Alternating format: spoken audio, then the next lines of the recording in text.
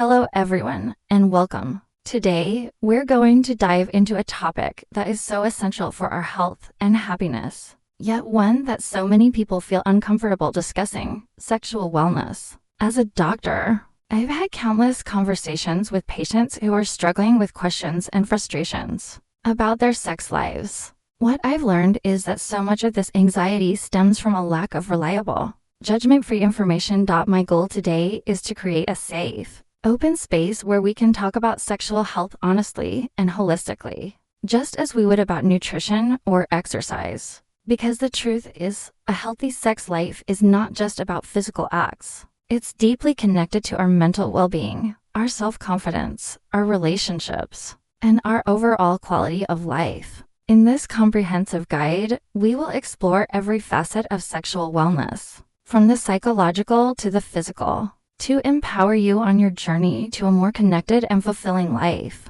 Let's begin by shifting our perspective away from rigid expectations and towards a more expansive view of what a great sex life truly means. It's not a competition or a performance. It's a journey of self-discovery, emotional connection, and conscious effort. Pillar 1. The mind-body connection. The true driver of desire. The most powerful sexual organ you have isn't in your pelvis. It's in your head. Your brain controls every aspect of desire, arousal, and pleasure. So, if your mind isn't in a good place, your body won't be either. Think about it. When you're stressed, anxious, or overwhelmed, your body's arousing signals often shut down. This is a basic survival mechanism. When your brain perceives a threat, be it a looming deadline at work, a conflict with a loved one, or just the general chaos of daily life, it prioritizes your safety. It redirects energy away from non-essential functions, like sexual desire,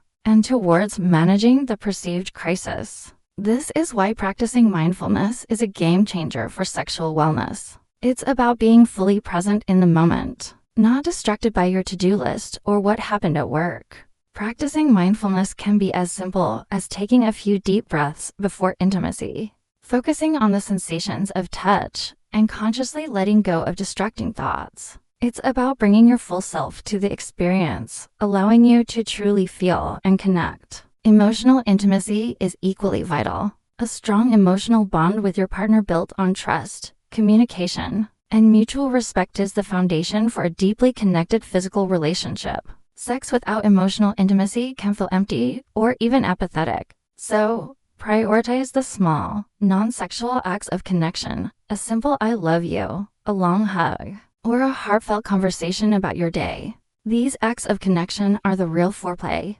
creating a sense of safety and closeness that allows for more fulfilling physical intimacy. We must also understand that our past experiences, both positive and negative, deeply influence our current sexual landscape. Trauma, past hurts, or even a lack of proper sexual education can create subconscious barriers to intimacy. Healing and self-work, with or without a therapist, can be instrumental in breaking down these walls and allowing yourself to be vulnerable and present. Your emotional health and sexual health are fundamentally intertwined. Don't be afraid to seek professional help from a therapist or a sex coach. They can provide tools and strategies to help you navigate these complex emotional territories. Pillar 2.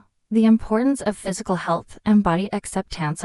Physical health directly impacts our sexual vitality. This isn't just about weight or appearance. It's about the functioning of your body's systems. Conditions like heart disease, diabetes, and hormonal imbalances can all affect sexual function. The same healthy habits we talk about for overall health, eating a balanced diet, regular exercise, and getting enough sleep, are also key to a vibrant sex life. Exercise, in particular, is a powerful tool. It improves circulation, boosts energy levels, and releases endorphins, which are natural mood lifters. When you feel strong and healthy in your body, you're more likely to feel confident and ready to engage in intimacy. It's not about working out to look a certain way. It's about moving your body to feel a certain way, energized, alive, and ready for connection. And speaking of confidence, let's talk about body image. So many of us have a complex and often negative relationship with our bodies. And these insecurities can be a major barrier to sexual intimacy. I want to tell you something with absolute certainty. Your body is beautiful and worthy of pleasure, just as it is. It's a miracle of nature that can feel, love, and connect. The goal isn't to change your body to fit a mold. The goal is to change your mindset. Practice self-love and body acceptance. Look at yourself with kindness. Focus on what your body can do, how it allows you to dance, to hug, to experience pleasure, not what you think it should look like. A confident, self-accepting person is profoundly attractive. It's also crucial to understand that our bodies are constantly changing. Pregnancy, childbirth, illness, and the natural process of aging all bring shifts that can affect our sexual bodies and desires. Instead of fighting these changes, we can learn to embrace them and adapt our approach to intimacy. This includes exploring new ways of touching, communicating, and finding pleasure that honors our evolving bodies. Your body's journey is a part of your life story, and your sexual narrative can evolve right along with it. Pillar 3. The art of conscious communication. We've talked about communication before, but let's dive deeper into it as an art form. It's not a one-time conversation. It's a continuous, evolving dialogue. Many people are afraid to talk about sex with their partners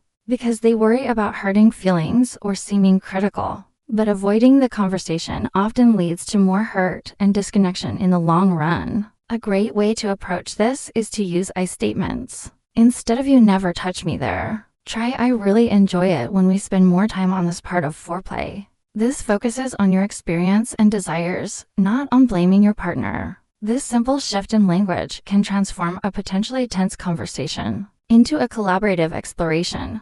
Make it a habit to check in with each other. A simple "how do you feel about our sex life?" or "is there anything we could do to feel more connected?" can open up a world of conversation. It's about being curious, not judgmental. This shows your partner that you care about their satisfaction and that you see your intimacy as a shared project.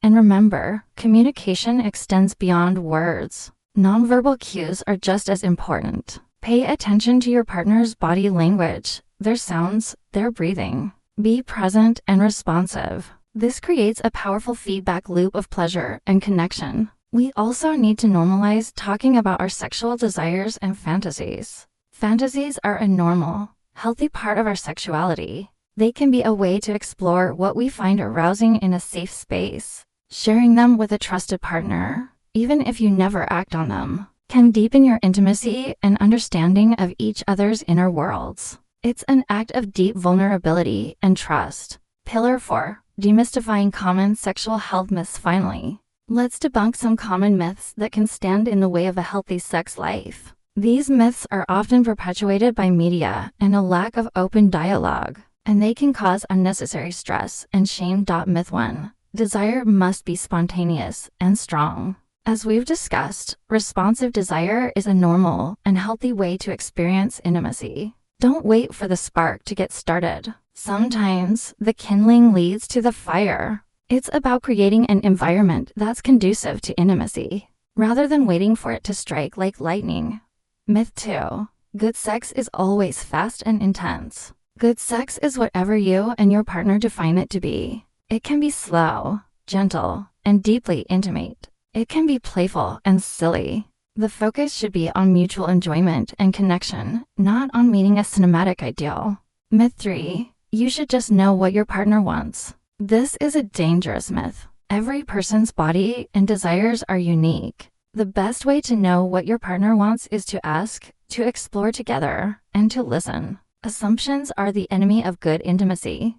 Myth 4. Sexual health is only for young people. Sexual vitality and fulfillment are lifelong pursuits. They may change as we age, but they don't have to diminish. Many people report having the most satisfying sex of their lives in their 40s, 50s, and beyond, because they have more confidence, better communication, and a deeper understanding of themselves and their partners. Myth 5.